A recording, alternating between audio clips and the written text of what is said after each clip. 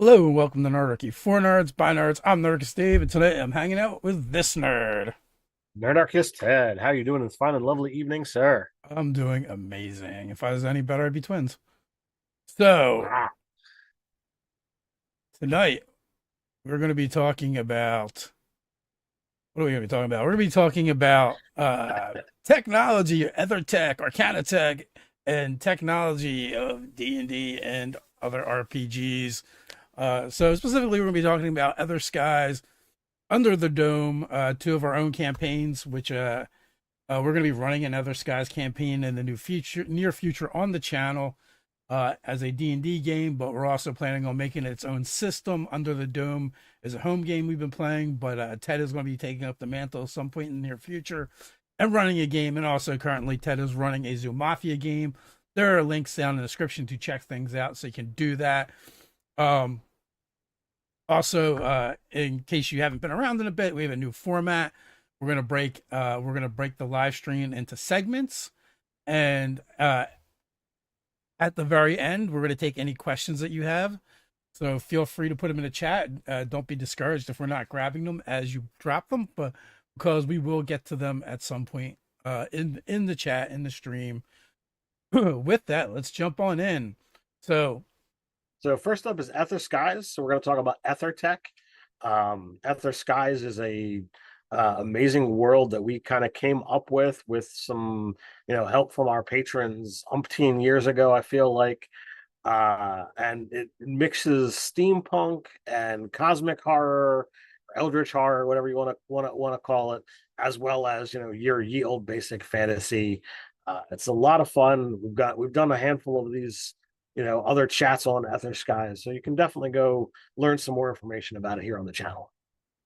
yeah, so um, I would start off by saying like Ether-Tech differs from real world technology in the sense that it's more like at the craftsman level, right? That's why like they haven't industrialized it yet. And even like their biggest achievement, which is raising cities into the sky using Ether-Tech, it hasn't been duplicated since. So part of that technology has been lost. It's kind of peaked. And now that everything they've done is kind of to like deconstruct that, and the central focus around um the airships and the cities themselves are ether struts, which are these rings that have like almost like ski-like appendages around them, and they spin, and as they spin they gather up ether from the area around them and draws it to them, and they use that to power the cities and keep them afloat. The cities essentially float. They don't really fly per se. They can't move them. At least that hasn't happened in our games quite yet. Now the ships, on the other hand, are miniaturized versions of the ether struts and ether rings that they then use to power um, the ships and make them mobile, and some other vehicles as well.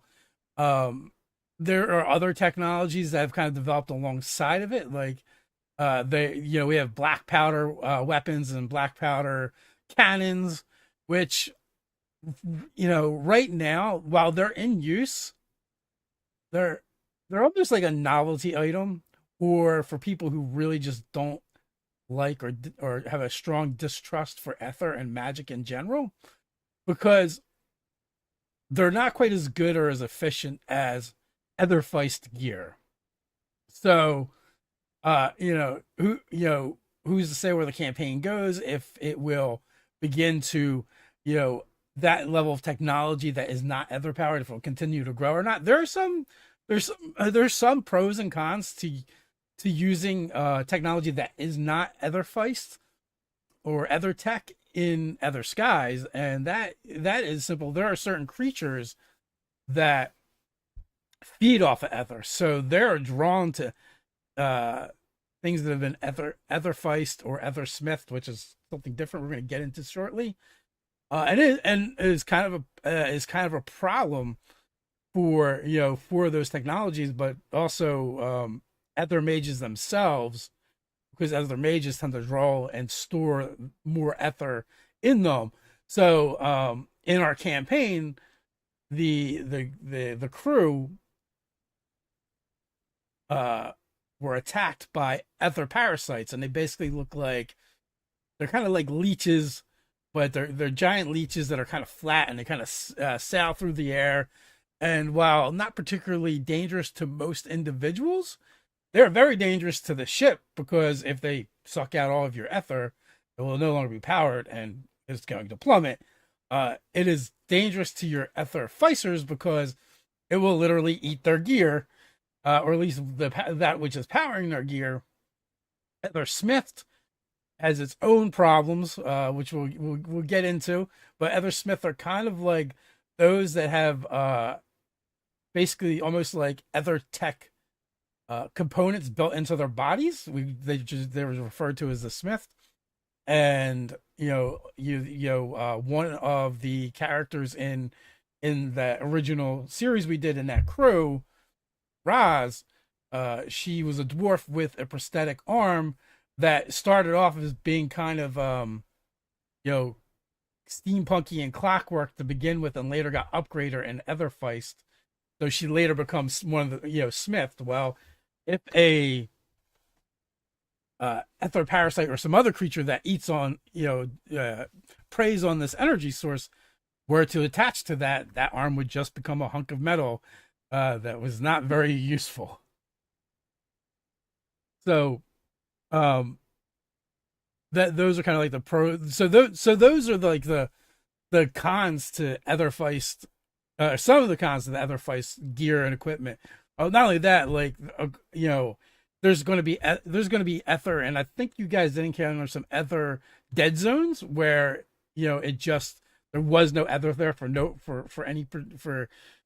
some reason or another. So again, if you're using Aether-Tech in those regions, it's going to be problematic.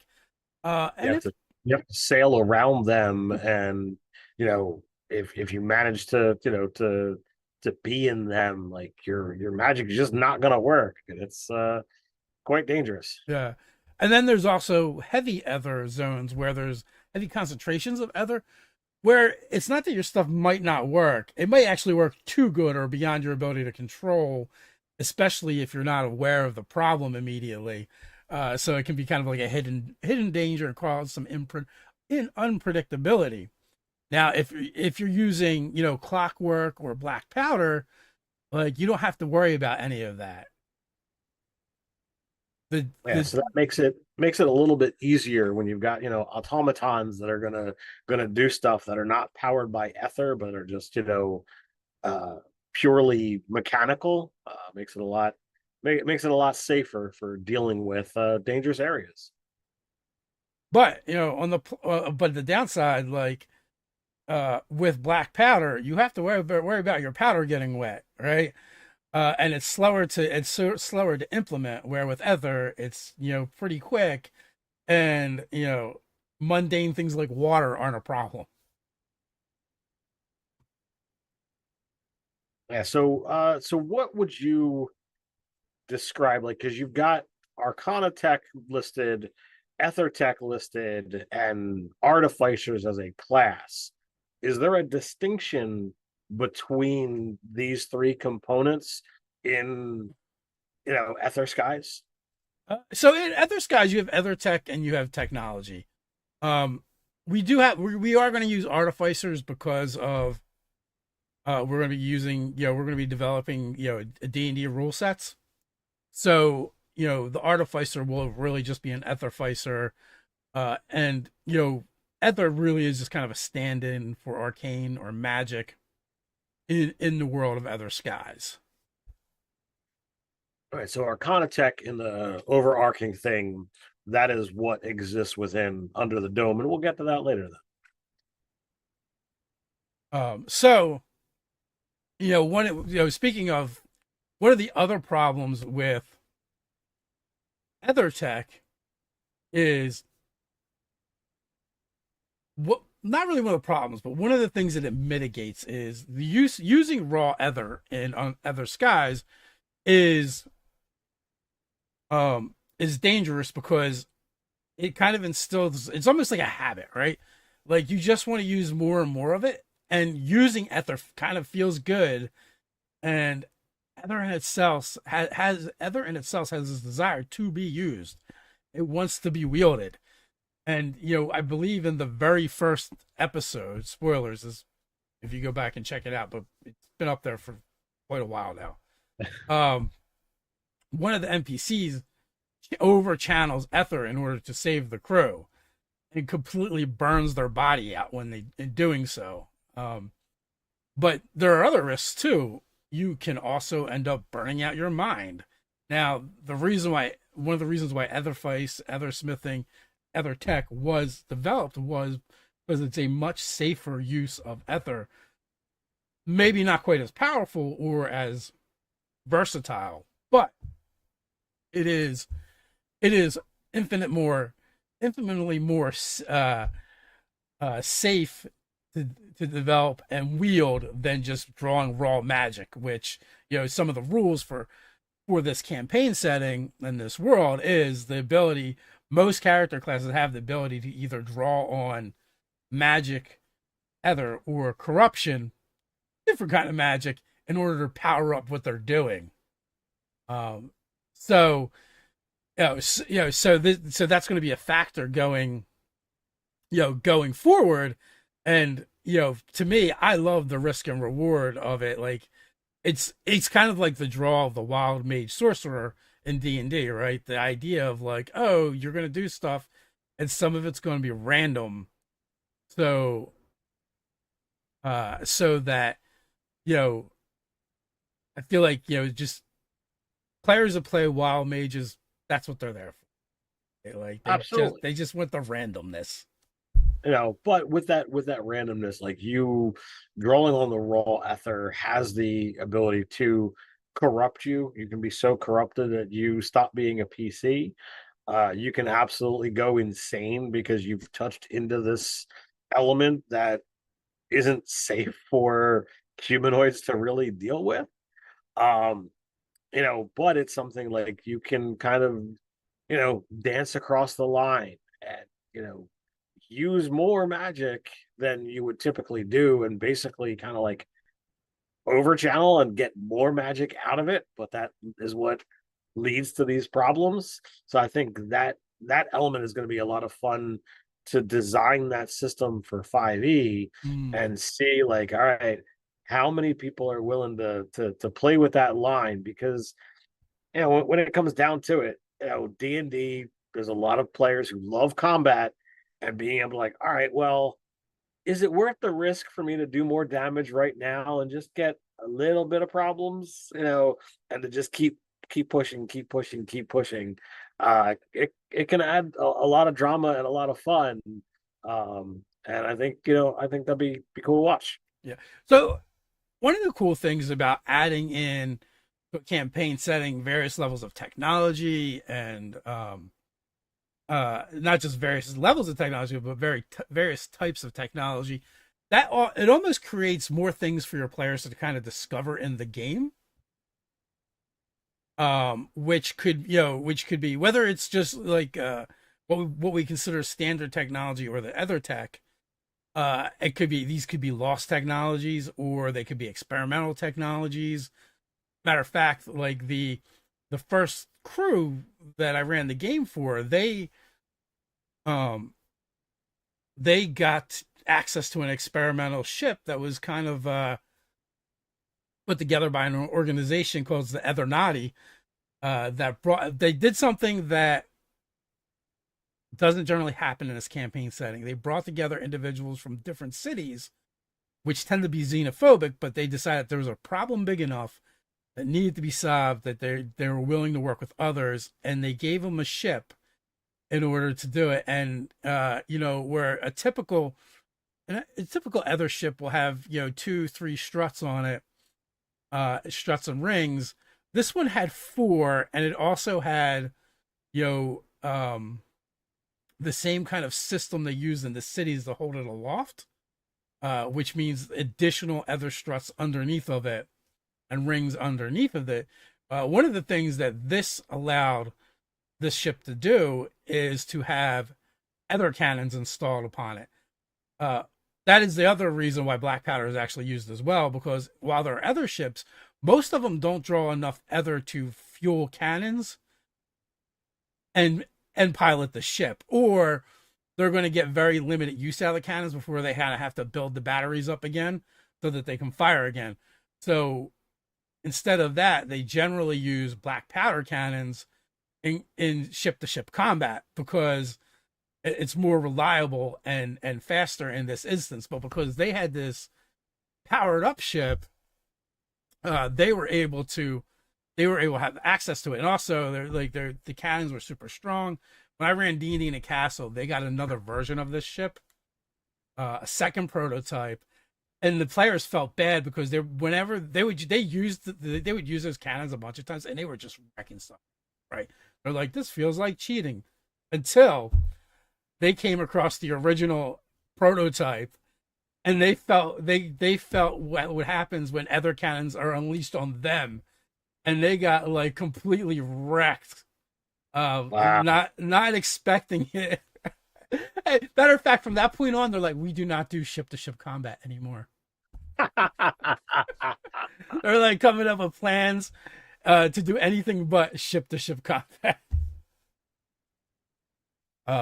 Which was kind of fun and interesting, but it also shows how the different technology levels in the game can, kind of dictate the kind of story that's being told and affect how the players want to interact with that story, right?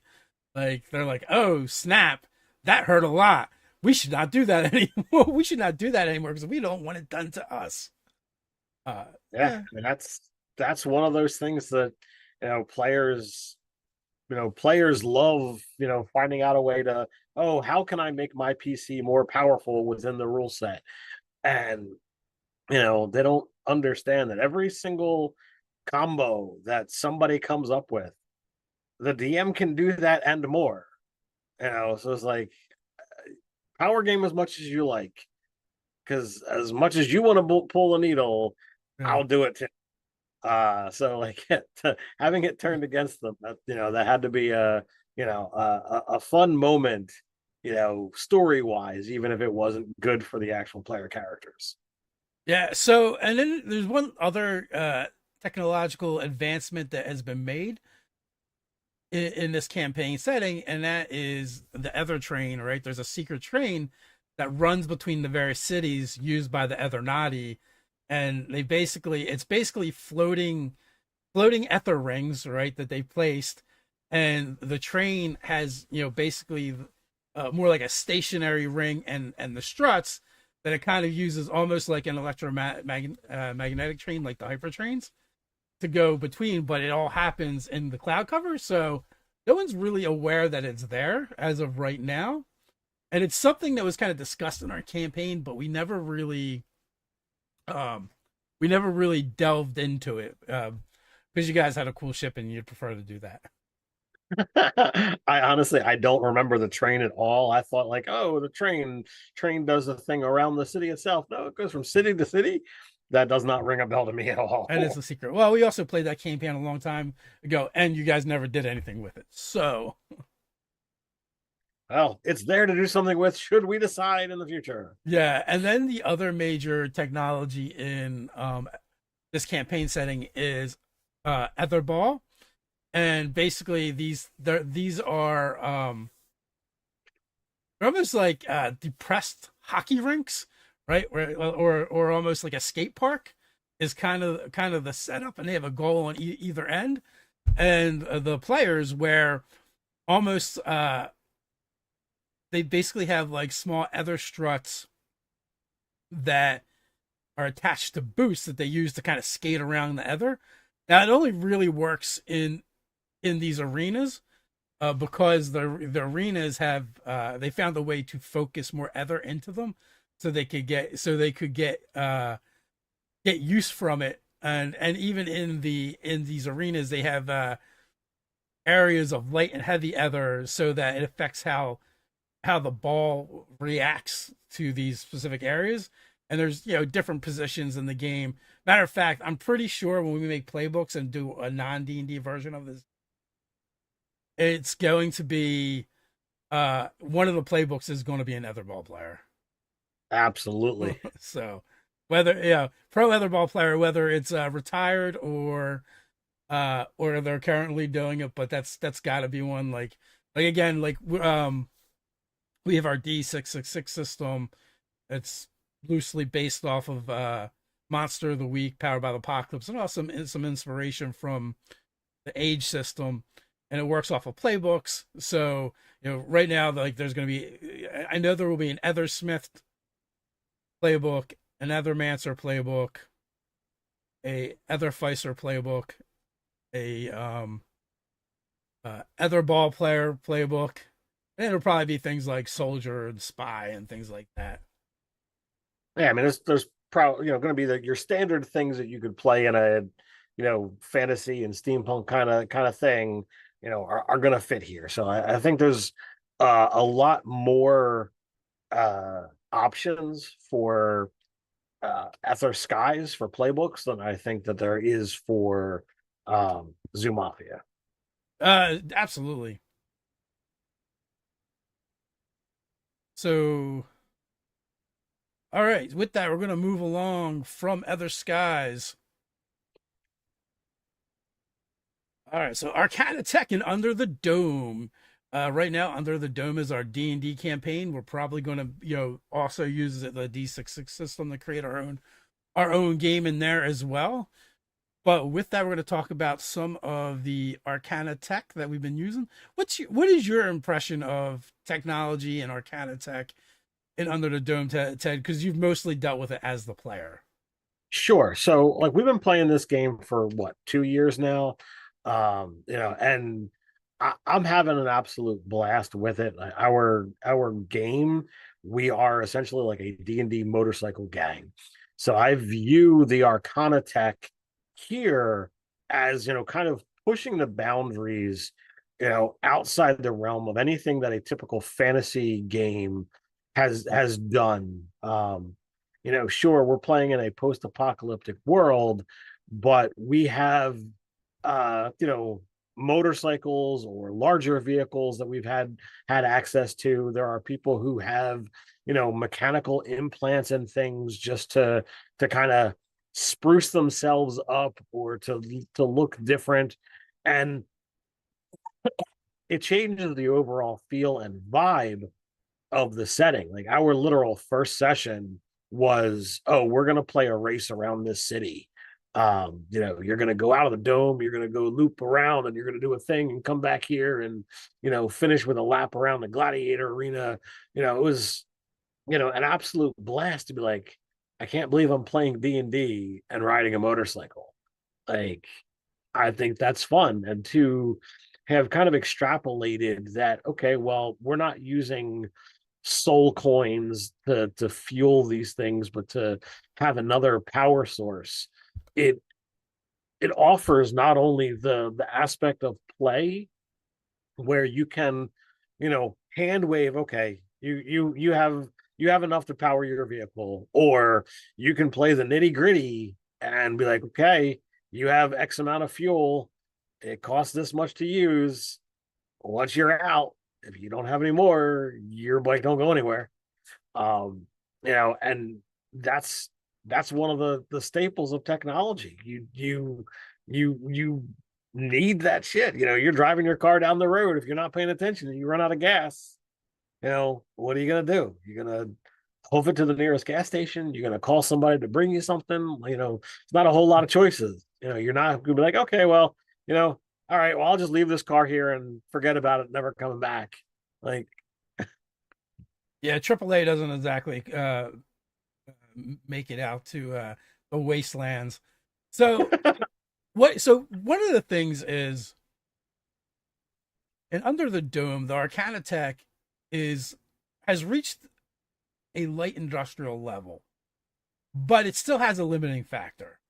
One is they ration how the grind is used, because people have to go out into the waste and scavenge it. It's very dangerous, and they probably lose a lot of scavengers, and in that sense, they probably also lose some of their technology to the waste, right? As you know, those scavengers don't come back. And the most important use in Crystallia, which is the main part of the setting right now, which we're going to be expanding out, is in keeping the dome going, right? And part of keeping the dome going is probably fueled by grind. So that is always the primary um that is always the primary use of grind, and then after that it gets kind of doled out by the city's ruling barons, which are referred to the grind barons, right? and and then, or whatever you can kind of come up with on your own. And also I suspect too that there's also a stipend that gets paid back into into the grind barons as well, and to the city, almost like a grind tax, because for one, they actually have kept very tight control over the ability to manufacture and refine grind, right? So like, while the players will go out and get and scavenge the raw chaos crystals that will be turned into grind, they still have to take it someplace to get refined. And that is I think that's one of the things that the players have been trying to figure out, like in between adventuring. And not only that too, there's also like rumors of like black market grind refineries, but also there's a risk with using them. Sure. Because you're like, because there's a good chance that you're it's like someone making gasoline out of oil in their bathtub. Not really. Like, maybe they know what they're doing and they're going to give you the good stuff, but maybe not. Maybe your motor's going to blow up. But anytime that there is a resource and there is any level of control with it, there's always going to be, those shady people who want to get involved and get a cut of, that money that's out there. So like that is an element that, could really be played up with, depending upon like what kind of game you decide to run. Like, you could be somebody who's working for the grind barons, and you're an upright citizen. You're trying to do your thing, so you're cracking down on all of this, black market nonsense. Or you can be like completely on the other side and like, okay, I'm going to get in thick with the Thieves Guild, and we're going to go in on this, and we're going to, try and destabilize the city and the grind, and, make our own stuff. Like, you could have a lot of fun depending upon, where you want to move that dial. Yeah.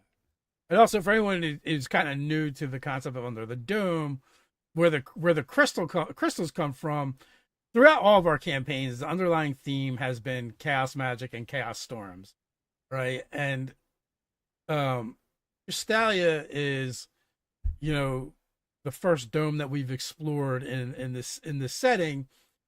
And the idea is post-apocalyptic, and the reason why it is, chaos magic has run rampant and has basically made most of the world uninhabitable. Because these storms, they come, they change things, they destroy, they create, and it is completely unpredictable. So now people have found a way to survive and hide from the storms, or harness the storms in some cases. And but when the storms happen, they come, they go, and there's always leftover magic from these chaos storms, and it usually appears in a crystalline form.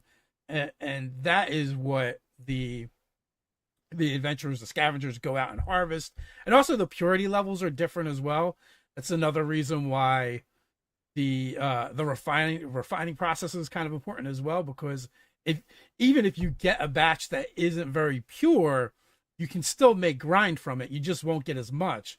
But if you do it wrong, you're going to have tainted grind, and that can have different effects depending on how you use it. One of the things we have constructs in this world as well. And I don't think we're going to actually delve into their origin as much as as far as people remember, they've always been there. But we know now, and I totally ripped this off from the movie Robots. So now, like when a new construct comes into existence, that is because someone or a construct was inspired to build a new one, and at the end, and once they fulfill that inspiration, that which they create becomes sentient. And so is how kind of constructs or sentient constructs are um, created in this setting. And so they're not super common. Also, in previous campaigns, we had things called Vargarians, which are our Arcana-Borg, which even if they aren't directly in this world, the effects of them having been there at some point will be. And matter of fact, part of that can be seen in there's almost a religion or two religions really of body modders. One of them does it through construct parts, which also is a little problematic because sometimes constructs go missing and reappear on the black market for this purpose. And the other is flesh warpers, which is a bio version of that where people are basically upgrading, grafting. So while not technologies per se, I feel like at a certain point, these are become sciences slash religions, in this world. Definitely with the flesh warpers, there's definitely a religion that has spawned around that. So I also made a new construct race for the dome that I'm working on. Though I took the other bent of or the other direction of these things are new. So anyone who is playing one of these is like, all right, you've been born in this generation. But I've got the Arum, and they're humanoid beings with shimmering metallic skin in shades of gold, silver, bronze, or iridescent hues. Their eyes glow faintly with arcane light, and their barium infused veins pulse visibly beneath their skin. I kind of took inspiration from my sorcerer. So some of them have crystalline growths or metallic enhancements, grafted into their forms, remnants of their experimental rituals used to create them. Uh, so like they are alchemically created by one of the ruling archmages who is interested in constructs and sentient, and they have a lot of automatons who don't have sentience, but he wants to give them all sentience. And like the rest of the rulers are like, why on earth would you do that? Right now they're like awesome at just getting the job done. If you give them sentient, they're going to be less efficient. We're gonna have a robot uprising. So Yep. he wants to give them all a spark of sentience. Yes. I created this, a very, very complex ruling structure where like, the five wizards that are in charge here, they all they are all needed to keep the city running, but they all have the desire to get rid of everyone else and just be a central ruler. Hmm. So there's lots of fun of, if you were to decide to kind of link up with one of these archmages for a game, like what kind of story could you tell? How could you oust one and still have their power be doing the things that are necessary to keep the city running? Now, where Under the Dome does not have black powder weapons per se, we've basically done the same thing but with grind. So, like the artificer in our one game, he uses pistols. There's been other instances where pistols and rifles have been used as well. We just use the black powder stats for them, but they are powered off of grind instead of black powder. And now the thing is, with this being a post-apocalyptic world, that means there's a lot of room for uh, for exploration and finding less lost technologies, lost magics that are out there. Like, how far did civilization progress before the world completely goes to pot and and the apocalypse happens, right? Of magic, how much technology was lost, and and was it maybe that some of these other these pockets of civilization that were able to survive, perhaps that is one of the main reasons for that is because they weren't relying on new technologies, but old things like magic. And in this particular case, because the apocalypse was brought about by magic, sometimes you just need to fight fire with fire, and that was the solution. But that doesn't mean there isn't a dome out there somewhere that completely came up with a technological solution, and might be very much more modernized in comparison to the domes that the dome I'm working on now, and the one that Ted's working on. We feel like, so that leaves a lot of room for growth. And also, since we've used Vargarians throughout our campaigns, and they've kind of been like this threat and this villain, there might also be a Vargarian dome out there somewhere as well. There's to me, I have, the thought patterns of, maybe half a dozen domes that I want to make, but I'm not diving into a second and a third until I feel like I've done enough work on the first one, because I don't want to like create something and be like, oh my God, I love this one even more, and just abandon the first one, when I'm like right now so excited to like eventually run out of it. Um, so a Yeah. lot. Well, part of like one of like I think one of the guiding design principles that we've used, I won't speak for you, Ted, that I've used is I try not to create more than I need and try and build out from there.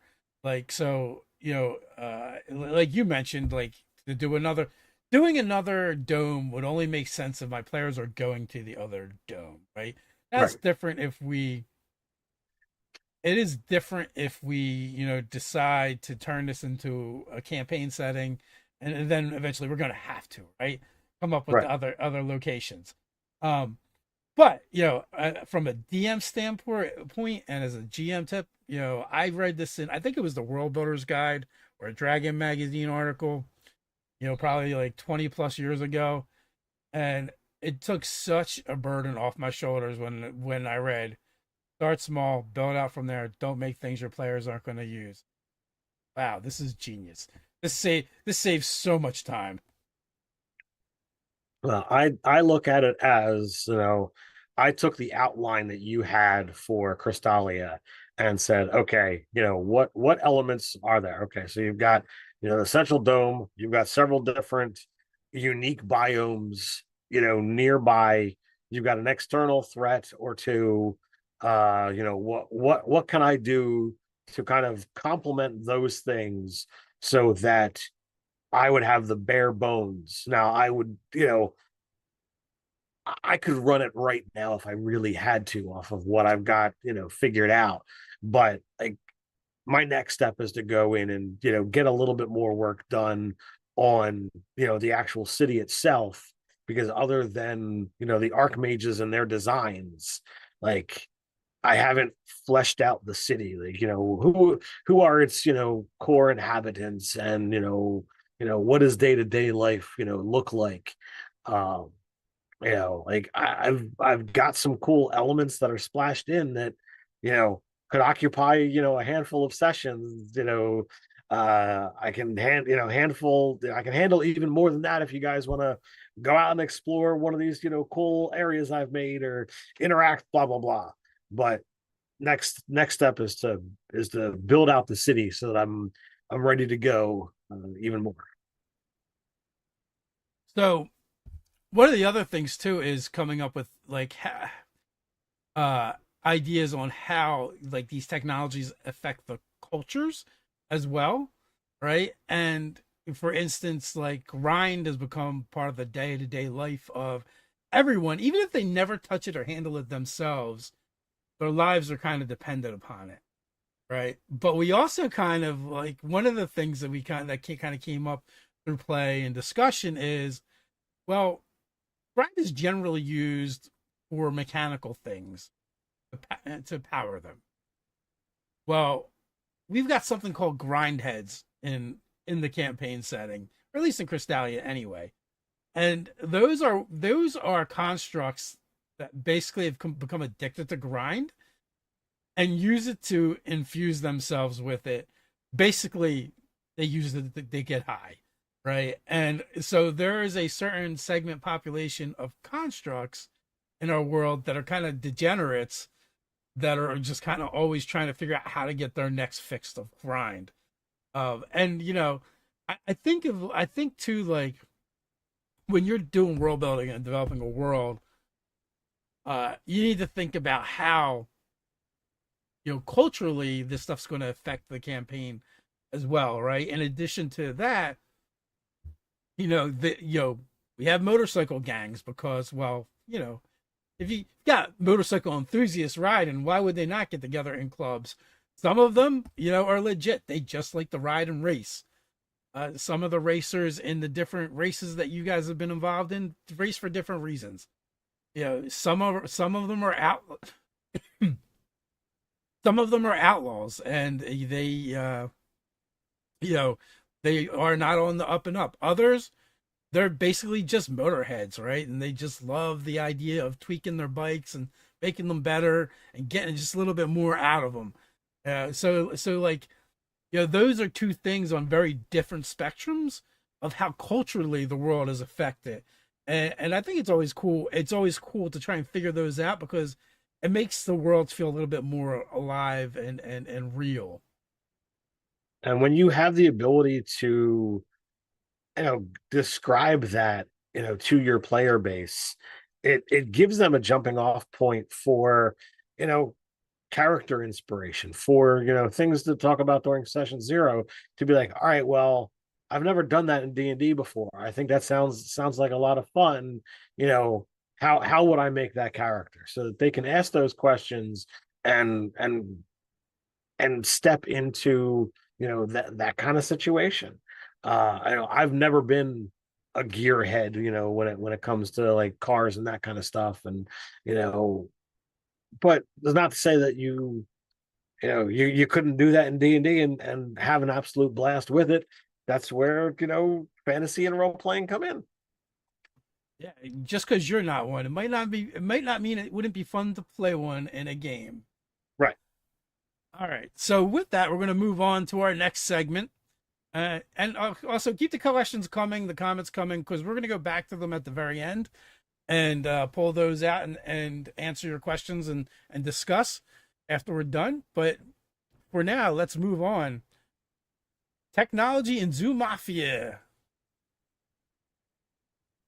So this is actually an area where I was coming up with some notes and ideas for this segment, for this video, I was kind of disappointed in the amount of like technology we've used in Zoo Mafia, because it's actually been pretty lackluster. We've used vehicles and we've used weapons, but honestly, there is so much more that we can still explore and play with. Because even if you think about it, right, like if you go from fantasy to like the Wild Wild West, there's a huge gap in technology, right? From medieval times to the Wild West, but from the Wild West to the 1920s and 30s, right? Even more so. Matter of fact, there might even be a little overlap with the West with that. But that being said, like there's so many things that for us yet to explore, and also like doing some research and coming up with things like, for whatever reason, I just knew we wanted to have golf carts in our zoos, and um when we hired an artist, we commissioned the artist to come up with the cover. He's like, hey, I started researching golf carts, and they did have them, but they look nothing like what someone would kind of recognize as a golf cart. And and they asked, do you want me to do a modern take on the golf cart, but kind of make it a retro version? So it looks like it's older and might be from that time period, but still at the same time be recognizable for what it is. And I was like, yes, do that, please. Because we are more concerned about getting the feel for the time period and the vibe than we are for it being authentic. Like if you're an expert in Prohibition era United States, you'll be vastly disappointed, right? With what we come up with. But if you're just cool to be like, hey, like we like the idea of Prohibition and Tommy guns and Model Ts, then yeah, this could be right up your alley. Even though in Zoo Mafia you're just a regular zoo animal during the day, and at night, it's like Secret Life of Pets kind of style where you have this whole life outside of being a zoo animal that the humans don't know about. You guys communicate. You have culture. You have different organizations. They have their own shops, their own livelihoods, and of course, when any of that happens, there is going to also be crime. And if you're going to have crime, you need crime bosses, and in this case, mafia families. So, we've used plenty of stuff when it comes to explosives and vehicles, but there is so much more that we can do. So you can break it down into weapons and firearms, right? Which we've completely got that covered in, I don't know, the 4 or 5 live plays we have up at this point. We completely get into that. Vehicles and transportation. We've used motorcycles, mopeds, hot air balloons, Vans, pedal cars, regular cars, swan boats. The swan boats. The pedal cars is what I was uh but like I look at the technology that we haven't gone into, and that's dealing with like the serious like surveillance and security. We haven't done any missions where like, all right, stay observe, just watch what's going on and don't be detected. Like there's some elements that still fit the vibe of the game that have kind of not had the surface scratched on yet. Yeah, so for I I know I used it in an example. I don't know if it's come up in the game where obviously you have locks and alarms. Locks we've used plenty of. Alarms not as much, but alarms in that case is literally a bell, right? That just keeps ringing until someone turns it off, right? So Yep. it's not as sophisticated as like what they have now, where you have silent alarms and stuff. We have newspapers for communication.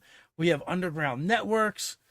Uh, but you know, what we haven't used is which I was kind of surprised with is like telephones, right? Because telephones existed, uh, but we haven't really put them into our games yet. And it would make sense, and all, but also, and then if you have telephones, then you can also have wiretaps on those telephones. So I feel like going forward, with some of this stuff, I definitely want to make sure it comes up more often, and also like I think it's kind of funny the idea of the animal enclosures having hidden telephones, right? That they use to communicate with each other. And what happens is, when one of these gets discovered, it's this weird oddity. That's it's still fun to explore. And the thing is, like, we've done we've done other games where we've used lots of technology, right? Like our Expanse game that we played in. Tons of stuff was done with that game, and like at one point the GM is like, I didn't expect most of your problems to be solved by Googling. Like, now, why you may not exactly be able to do that per se, but like there are phones, so you would generally think of the like the cops, the flat paws, or the claw patrol using wiretaps and stuff like that. But why couldn't the criminals use that, right? Why, like, that could be a mission in itself, is to kind of break into some place and set up the wiretap in order to get information or gain access. I mean, that's right out of the playbook. Being able to be like, all right, well, you need information. You're not going to be able to persuade, so you got to do it covertly. You got to sneak in. You got to set up the tap. Then you got to have somebody who's paying attention and listen. Jotting everything down. Taking all those pertinent notes. Um, it's how things were done. And also, does that mean like you guys need to come up with codes and phrases and slang in order to have communications over a distance, just in case you are being observed? I mean, that is how things were done. Like if you're gonna talk about a speakeasy, you're certainly not gonna be like, hey, do you want to go drink some alcohol tonight? Like, Yeah. that's like saying, hey, do you want to go murder somebody? Like you're blatantly saying, I'm going to commit a crime. Yep. So Yeah. That is definitely an area going forward with Zoo Mafia that I hope to explore more of and kind of like use to enrich the world. Doing a little prep for this video definitely kind of shined a light on some areas where we were a little bit lacking. but I So, mean that's what research does. It moves everything forward. all right, with that, we'll jump into the chat and grab your questions, and hopefully we have answers. So, Mr. Cheesepoof, what are the mechanics on the draw to keep using? Definitely could be useful in future games. So, basically, when we did the open legend game in Other Skies, to draw more Ether, the mechanics were easy. Like there was a sanity score that had been created for that game, and when an Ethermancer would draw more power, they could do whatever they want, and there was a certain amount that they could add to and increase it by, which was pretty high.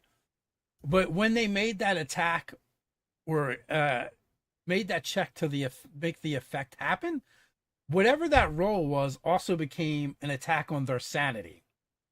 So the goal was to shoot high enough to do the thing you wanted to do without exceeding your sanity in order to not lose sanity, so you could stay sane.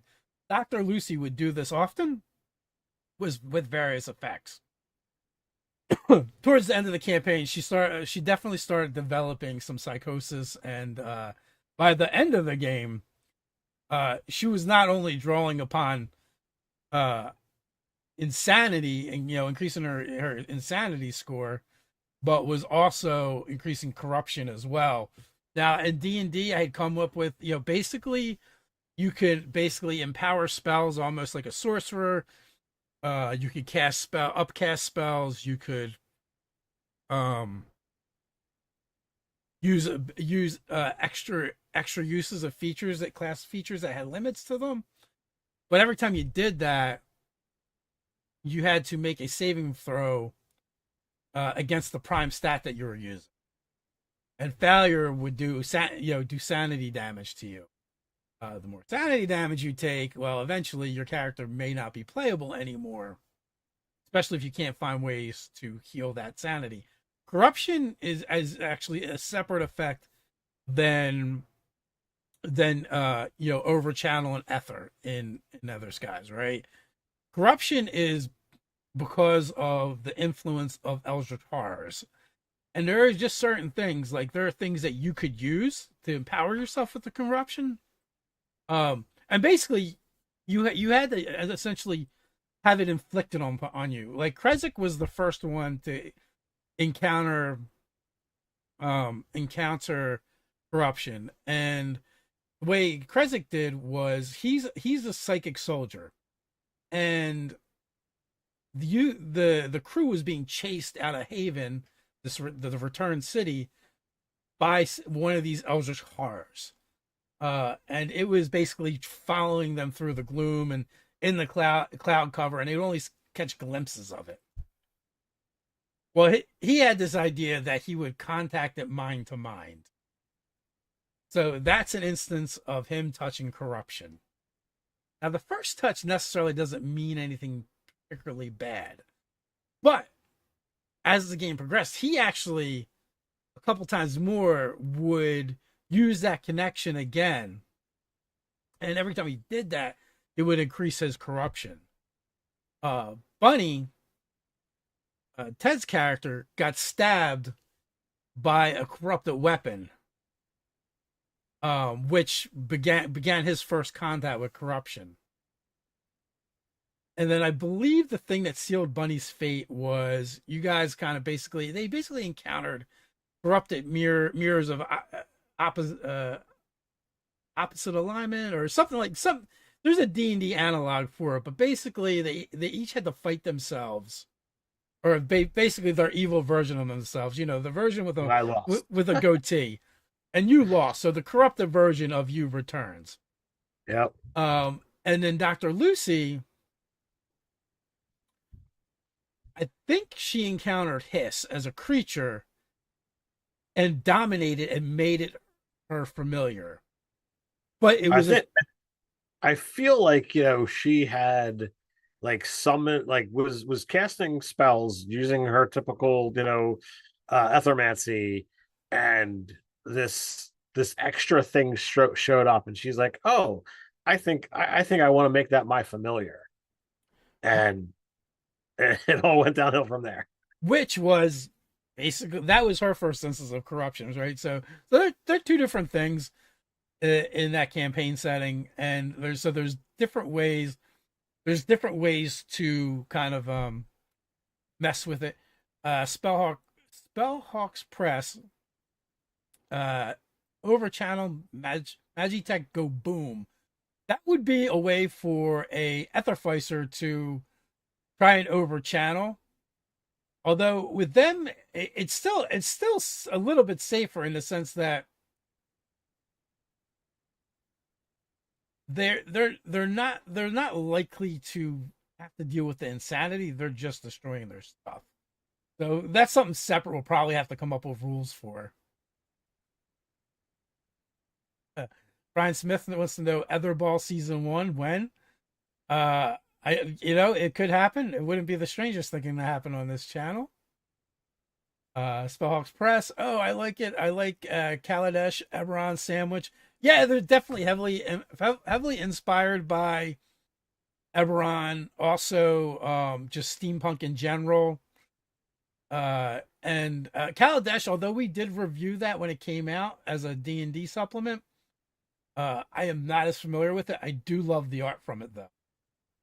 So I would say there's also for Under the Dome, like where there's also inspiration from Dark Sun. From Dark Sun.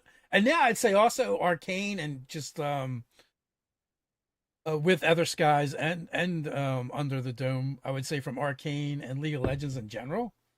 Sure, because I mean, like that one or those make a very good mix of technology and fantasy, so that you can make things happen. But Under the Dome, I just say like links to Dark Sun because like it has the capacity to be a savage and brutal world. So like depending upon how much you want to really turn up that dial, that's Dark Sun, and it's one of my favorite settings. Even though like I don't generally enjoy brutal worlds, but that's just what Dark Sun is. It is what it is. Mr. Cheesepoof, what stats and abilities would you rule as a DM If a player awakens a statue they made of themselves out of electrum, what about other exotic magical materials? Well, I would say it would be very little of their character stats would be reflected in a statue made out of electrum. I would look to the monster manual, to be honest with you, to find constructs that you think would be similar and use that for the physical stats. For the mental stats, I might actually just look at the awaken spell and do a mishmash of that. It depends upon what you want it to be. Like, is this like a companion for the characters? Is this a spell effect that is only happening for a short amount of time, or like, is this a threat against the party? Dave's suggestions work well regardless of which direction you go. But like, if it's something that's going to hang around for a while, definitely check that power level and make sure it's not something that you as the DM are not prepared to deal with. Or at some point use it against them. Yes, that too. I do kind of love giving them like these cakewalk options for a while, and then all of a sudden, boom! Oh, that thing that's been so great for you is now used against you.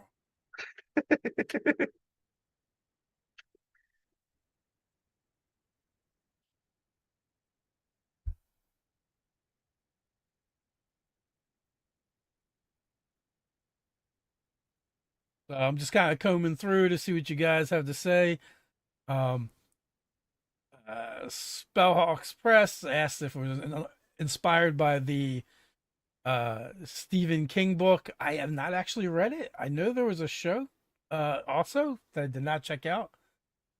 Uh, also from Spellhawks Press. Ooh, Grindshard Dragon would be cool. Getting ideas. Well, in the last session I ran Saturday, it started off with they were basically they were doing the Rainbow Road of randomness race and in this killer clown dimension, and every at the beginning of every round there was a random magic effect, and the one random magic effect happened was that their grind stash and their demon grinder animated, and they ended up having to fight a grind golem. So yeah, for sure, grind shard golem would be really freaking badass for sure.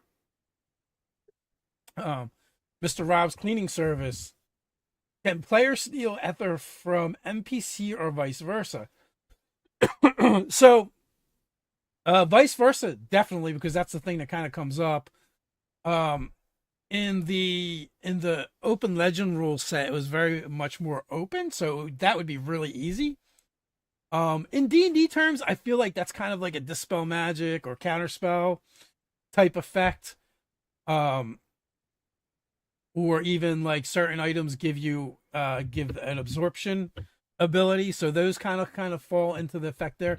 When we do a D6 version, that might be a thing that we definitely come up with. Matter of fact, one of the playbooks is probably going to be kind of like a Holy Warrior, where their main shtick is kind of nullifying Aether, and they're kind of anti-Aetherist. So they probably will have abilities like that. Maybe not so much steal it, but maybe not so much steal it in the sense that they're going to repurpose it and use it, but to nullify it and shut it down.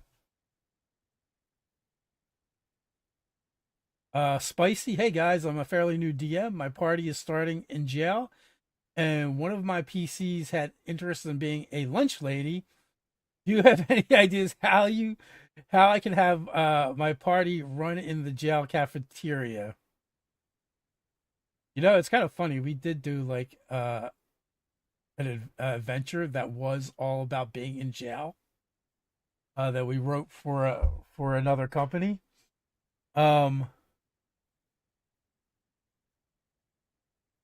would say, yeah, I would definitely say you can do it. And listen, just watch any kind of media, or take in any kind of media that involves imprisonment, right? There's always cafeterias. Steal inspiration from there, And I wouldn't worry so much about accuracy as much as like, oh, what's going to be fun, what makes sense for your game and your world. I know. I also think like, while it's not exactly a cafeteria scene, like we've got the planar zoo, where you're technically you're captives. You're not necessarily in jail, but you're still technically prisoners trying to get out. So planar zoo over on the website, could offer some extra guidance and some things. Spellhawks Press. If you can't find it, grind it. For Under the Dome, that feels like an awesome catchphrase for somebody. If you can't find it, grind it.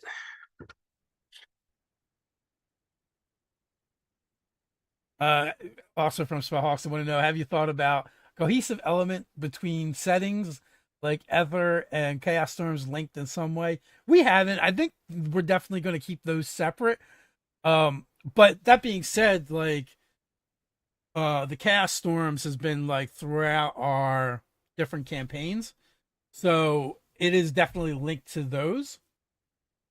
And I feel like we actually have an alternate final form for um our Ulthgania world, right? That we're kind of like working towards during the game. That is much different than Under the Dome, but that actually does like hew a bit closer to Other Skies, right? Shattered Realm was actually a submission that I did for the D&D competition that gave us Eberron. We had submitted Ulthgania as one thing, and then I'd submitted a separate one.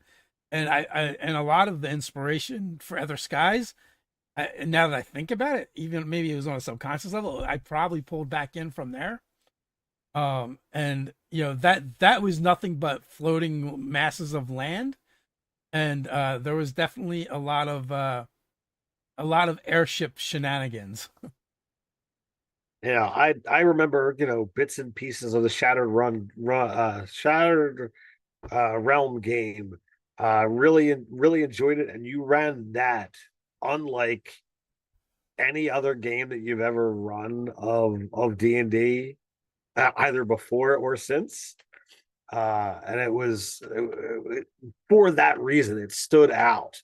Yeah, it was the most magic heavy game that I've ever been a part of. It was utterly insane. Yeah, there was a lot of magic, a lot of psionics.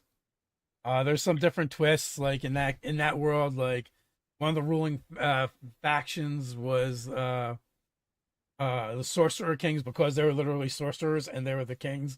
And then you had Psi Lords, but then like regular wizards were actually considered devil worshippers and kind of out wizards. So wizardry was kind of outlawed. Basically, if you used magic from a book, you were considered a bad guy. Uh, so it definitely had some different things going on there. Mr. Cheese Poof, you guys have a sphere that does biocide of magic technology? Not yet. There are some elements of that in Crystallia, but it's definitely a smaller faction. Um, that at some point we might delve into even deeper. Spellhawks Press, Zoo Mafia sounds like it is filled with hijinks. I've yet to play in or run a game that isn't. So there's that. Uh, and all over the spectrum when it comes to hijinks. Also, Zoo Mafia Undercover Critters would be cool supplement. Spy versus Spy, James Bond stuff. Yeah, like I have a list of Zoo Mafia expansions that are generally other genres outside of the Prohibition mob stuff. But we got to get the first one made before I can get to the 17th one. So we're working on it. But yeah, definitely a great idea. Yes, Psi Lords, let's go. Yeah, it was a fun game to run. Although 5e psionics are very different than 2e or 3e. 3e actually was, I thought 3e was actually the best version of psionics. AD&D psionics was broken as hell. And third edition did a much better job of kind of making it its own system, and also, keeping the power level fairly close to what other casters were doing. And I actually love the addition of psionic feats. They were a lot of fun. They were a little bit stronger than regular feats, but they had some caveats to that. So yeah, I don't know if we're, and to me, like the psionics we've gotten in 5e are a little bit lackluster. While some of the subclasses are cool, there's nothing wrong with them per se. They just don't have a distinct feel to me the way psionics did in third edition and second. So, um, I completely agree. I would love to see, wizards bite the bullet and actually make a psionic, class, a psionicist or a scion, whatever terminology you want to use, and put it out there. There's several different ways to do it that I think would work. You could do the easy method and just be like, look, it has the standard spell progression as everybody else. Or you could use the alternative version of, they have their spell points, and they generate, the levels that they want when they need it. And sure, you can only do 1, 6, 7, 8, and ninth, but other than that, you're like, all right, you want to blow all of your points on fourth and fifth level, go for it. or I one think that, spell, because I think that was like a thing with with third edition. You could like you could use your point. Well, I think there was a cap, but you did have a lot more flexibility with it. Spellhawk Press 3E was the most robust in my opinion. Cohesive lore was that Bruce Cordell. That sounds like a Bruce Cordell or Monty Cook, but because they generally did the weird stuff, right? But off the top of my head, I'm not entirely sure. So with that, we're past 9 o'clock. Was glad you guys had some questions for us. Hope you enjoyed the stream tonight, and until next time, stay nerdy. stay there.